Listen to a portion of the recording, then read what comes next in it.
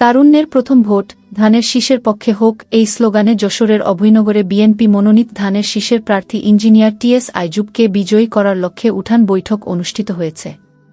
বৃহস্পতিবার রাতে উপজেলার বাঘুটিয়া ইউনিয়নের পোতপাড়া গ্রামে ইউনিয়ন যুবদলের ১, ২ ও ৩ নম্বর ওয়ার্ডের আয়োজন এ উঠান বৈঠক অনুষ্ঠিত হয়। উপজেলা যুবদলের আহ্বায়ক বাকিউজ্জামান রানার সভাপতিত্বে ভার্চুয়ালি যুক্ত হয়ে প্রধান অতিথির বক্তব্য রাখেন ৮৮ যশোর ৪ আসনের বিএনপি মনোনীত ধানের শীষের প্রার্থী ইঞ্জিনিয়ার টিএস আইজুব।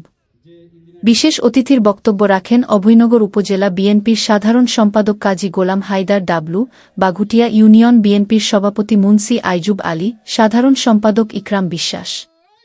এ সময় আরও বক্তব্য রাখেন বাঘুটিয়া ইউনিয়ন বিএনপির যুগ্ম সাধারণ সম্পাদক রাজু আহমেদ, বাঘুটিয়া ইউনিয়ন ছাত্রদলের সাবেক সভাপতি ও উপজেলা যুবদলের অন্যতম নেতা ওয়াসিমুল বারী, উপজেলা যুবদলের অন্যতম নেতা মতিয়ার রহমান, আল আমিন শেখ, ইউনিয়ন যুবদলের অন্যতম নেতা মুন্সি ওহিদুল ইসলাম, ইউনিয়ন কৃষক দলের সভাপতি সেলিম রেজা, সাধারণ সম্পাদক আজাদ হোসেন, ইউনিয়ন ছাত্রদলের অন্যতম ছাত্রনেতা সাজ্জাদ হুসাইন।